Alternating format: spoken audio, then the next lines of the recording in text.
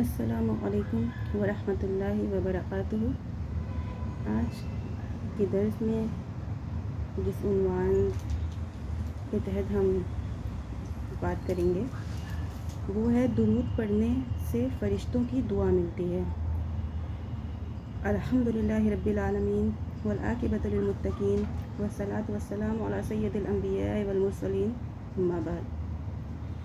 فقال النبی صلی اللہ علیہ وسلم ما من عبد یصلی علی الا صلت علیہ الملائکۃ ما دام یصلی علی فلیقلل عبد من ذلک او لیکثر۔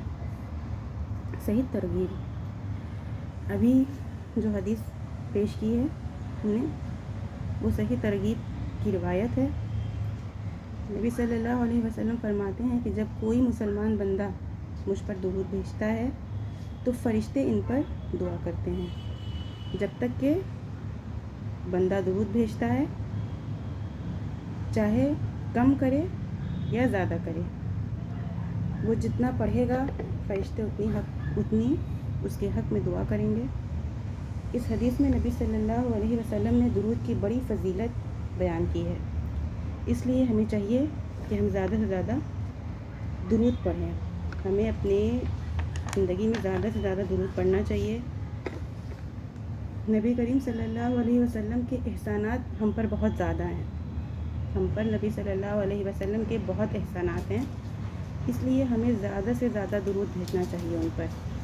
علامہ ابن قیم رحمۃ اللہ علیہ فرماتے ہیں اگر آدمی اپنی سانسوں کے برابر بھی درود پڑھتا ہے تب بھی وہ ان کے حق کو، ان کے احسانات کو ختم نہیں کر پائے گا۔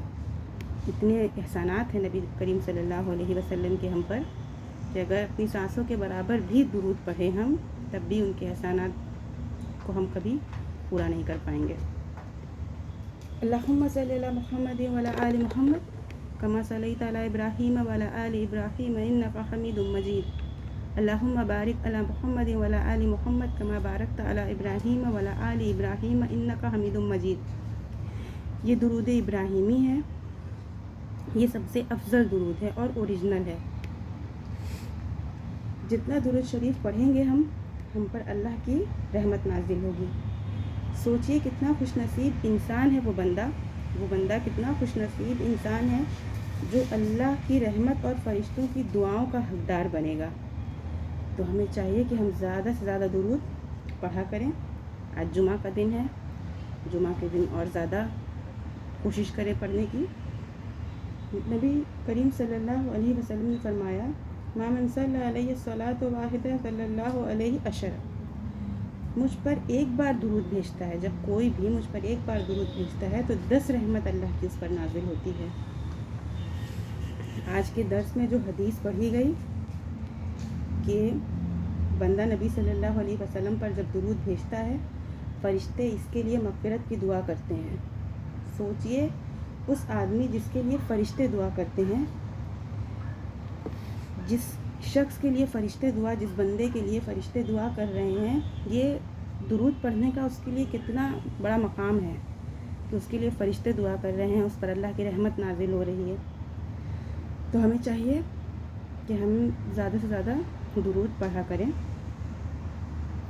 اب اللہ سے آخر میں دعا ہے کہ اللہ ہم سب کو بتائے ہوئے نصیحت پر عمل کرنے کی توفیق دے اور کثرت سے درود پڑھنے کی سعادت عطا فرمائے۔